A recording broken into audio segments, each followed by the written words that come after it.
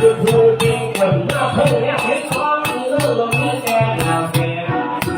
ความผิดของเราเนี่ยมันถูกอาเหตุนี้แต่คนที่เรื่องความทำเรื่องสีไอ้สีตา